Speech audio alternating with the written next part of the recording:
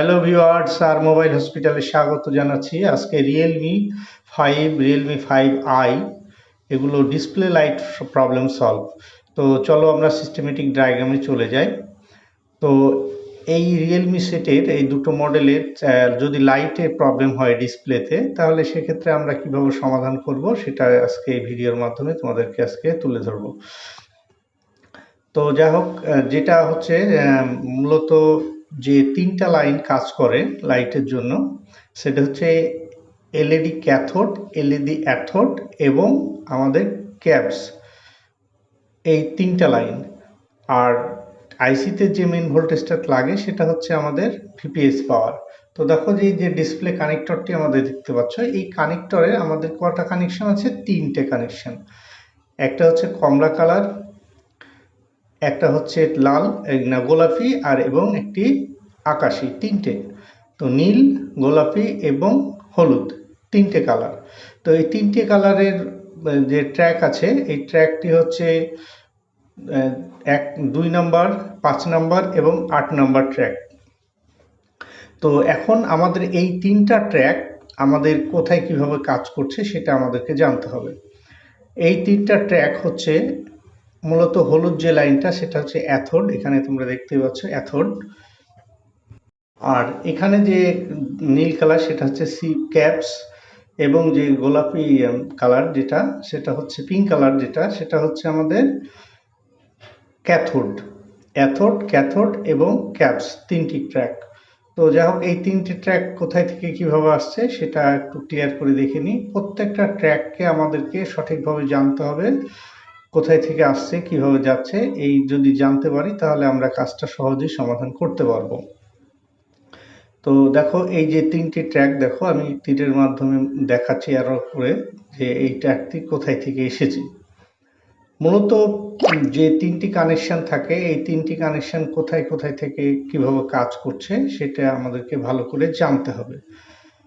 মূলত যে ক্যাপস যে ভোল্টেজটি, সেই ভোল্টেজটি আমাদের ডিসপ্লে লাগানোর পরে ডিসপ্লে কানেক্টরে পাওয়ার আইসি থেকে একটি ভোল্টেজ আছে 1.8। এই ভোল্টেজটা আবার ডিসপ্লে লাগানোর সঙ্গে সঙ্গে কানেক্টর হয়ে এই 1.8টা ভোল্টেজটা সরাসরি আমাদের চলে যায় কোথায়? এই লাইট আইসিতে। এই যে লাইট আইসির যে 5 নম্বর পিন দেখতে পাচ্ছ উপরের যে মিডিলের পিনটা, এটা ভোল্টেজটা আমাদের কানেক্টর থেকে আসে, এই ভোল্টেজটা। তো যা হোক, এই যে আমাদের লাইট সেকশানে আমরা এসেছি। লাইট সেকশনের মধ্যে এখানে দেখো উপরে যেটা দেখতে পাচ্ছ সেটা চার্জিং আইসি, আর নিচে যেটা আছে সেটা হচ্ছে বুস্ট কয়েল, আর তার নিচে 6 পিন বিশিষ্ট যেটা দেখতে পাচ্ছ সেটা হচ্ছে আমাদের লাইট আইসি। তো এই লাইট আইসিতে আমাদের মূলত এই যে যেখানে অ্যারোটা আমি দিয়েছি, সেই অ্যারোটা থেকে আমাদের যে পাওয়ারটা বেরিয়ে আসছে সেটা কি ভিপিএস পাওয়ার। ভিপিএস পাওয়ারটা আমাদের বুস্টিং হয়ে আমাদের এখানে দেখতে পাচ্ছ, এই এখানে একটা বুস্ট কয়েল আছে। এই বুস্ট কয়েলের একটা প্রান্ত হয়ে আমাদের লাইট আইসি যে উপরের বাম সাইড প্রথম পিনে ঢুকছে, এই যে প্রথম পিনে ঢুকছে। আর এই লাইনটি আবার দেখো আমাদের বুস্ট কয়েলের অপর প্রান্তে আরেকটি যাচ্ছে, অপর প্রান্তে গিয়ে ওইখানে একটি ডায়োড আছে দেখতে পাচ্ছ। সেই ডায়োডের যে মাইনাস প্রান্ত আছে, যে মাইনাস প্রান্ত, এই যে এখানে খেয়াল করো, এই প্রান্তে এসে একটা ঢুকছে। তো তাহলে এই আমাদের ভিপিএস পাওয়ারটা তাহলে উপরের 1 নাম্বার এবং 3 নাম্বার পিনে এসে ইন হলো। তো ভিপিএস পাওয়ারটা তোমরা নিশ্চয়ই জানো যে 3.7 থেকে 4.23 পর্যন্ত থাকে ভোল্টেজটা। তাহলে আমাদের এই ভিপিএস ভোল্টেজটা আসছে কিনা আমাদেরকে প্রথমত চেক করে নিতে হবে, কারণ লাইট আইসির মেইন ভোল্টেজ হচ্ছে ভিপিএস পাওয়ার। তো ভিপিএস ভোল্টেজটা যদি না থাকে সেক্ষেত্রে লাইটের সমস্যা হবে, অথবা এখানে যে বুস্ট কয়েলটি আছে, বুস্ট কয়েলটা অনেক সময় খারাপ হয়ে গেলে আমাদের লাইট না জ্বলতে পারে, জ্বলবে না। আচ্ছা, এখানে আমাদের এইটুকু কাজ শেষ। আর আমাদের যে নীল কালার একটি যে ট্র্যাক দেখতে পাচ্ছ, যেটা আমাদের ডিসপ্লে কানেক্টর থেকে 8 নাম্বার ট্র্যাক থেকে যে আসলো, সেই এসে ওপরে দেখো মিডিলে এসে আইসির মিডিলে ঢুকেছে। তো এইখানে কিন্তু আমাদের ভোল্টেজটা ইন হচ্ছে কত? 1.8 এখানে ইন হয় এই ভোল্টেজটা। তো এখানে আমাদের আসলে মূলত যে পাওয়ার আইসি থেকে ডিসপ্লে কানেক্টরে একটি ট্র্যাকে ভোল্টেজটা যায়, তারপরে ডিসপ্লেটা যখন লাগানো হয়, লাগানোর পরে এই ভোল্টেজটা আবার কানেক্টরের মাধ্যম দিয়ে এখানে এসে এই নীল ট্র্যাকের মধ্যে দিয়ে ক্যাপস লাইন হয়ে এখানে এসে উপরে যে মিডল পিন দেখতে পাচ্ছ এখানে এসে 1.8 ঢোকে। এখানে যদি কখনো যদি ভোল্টেজ না আসে, সেক্ষেত্রে আমাদেরকে ধরে নিতে হবে যে আমাদের ডিসপ্লে যে পাওয়ার আইসি থেকে যে ডিসপ্লে কানেক্টর হয়ে যে ভোল্টেজটা আসছে, সেই ভোল্টেজটা কোথাও মিসিং আছে। সেক্ষেত্রে আমাদের ওইভাবে কাজ করতে হবে। তাহলে সে উপরের বিষয়টা আমাদের চলে গেল। এখন আমাদের থাকবে নিচের পিনটা। দেখো নিচের যে পিঙ্ক কালার যে পিনটা, এই যে পিঙ্ক কালারের যে পিনটা, এটা হচ্ছে আমাদের মেন যে ক্যাথোড ভোল্টেজ। সেই মেন ক্যাথোড ভোল্টেজটা এখান থেকে আমাদের চলে যাচ্ছে কোথায়, 2 নম্বর পিনে যাবে, ডিসপ্লে কানেক্টরের 2 নম্বর পিনে যাবে। আমাদের এই যে প্রত্যেকটা ভোল্টেজগুলোকে এখানে সূক্ষ্মভাবে মিটার দিয়ে মেপে দেখতে হবে যে সঠিক আছে কিনা।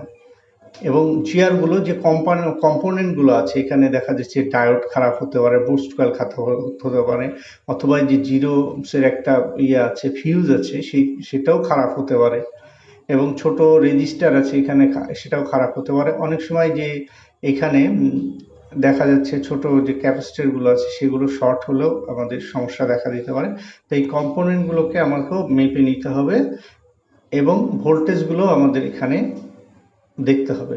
দেখা যাচ্ছে আমাদের ভিপিএস পাওয়ার যদি ইন হয় এবং আউট হচ্ছে না, আমাদের যে ক্যাথোড লাইন, যে পিঙ্ক কালারের যে ক্যাথোড লাইনটা দেখছো, সেটাতে আউটপুট যদি না দেয়, সেক্ষেত্রে আমাদের আইসির প্রবলেম।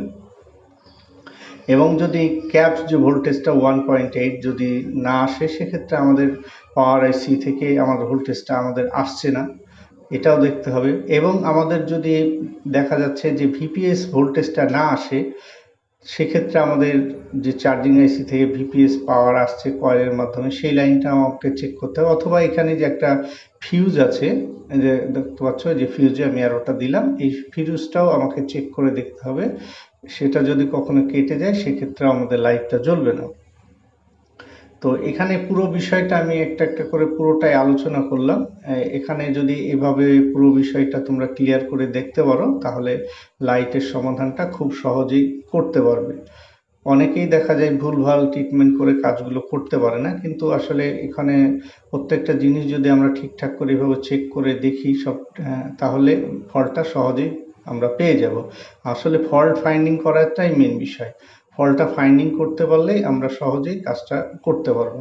এই যে ডায়োডটা আমাকে চেক করে দেখতে হবে। ডায়োডটা কিন্তু আবার যখন ডিসপ্লে লাগানো অবস্থায় ডায়োডটার এক প্রান্তে কিন্তু 3.7 ভোল্টেজ থাকে, কিন্তু আরেক প্রান্তে আবার লাইটে যখন জ্বলা অবস্থায় 18 থেকে 28, 30, 32, 33 পর্যন্ত ভোল্টেজটা ওঠে। তো যাই হোক, এই ডায়োডটা তো অবশ্যই চেক করতে হবে। তো যাই হোক, আমি পুরো ডিটেলসটা বোঝানোর চেষ্টা করলাম। আমার ভিডিওটি যদি তোমাদের ভালো লেগে থাকে, তাহলে আমার চ্যানেলটি একটু সাবস্ক্রাইব করবে, নোটিফিকেশন বেলটা অন করবে। সবাইকে অসংখ্য ধন্যবাদ জানিয়ে আমি ভিডিওটি এখানেই শেষ করছি।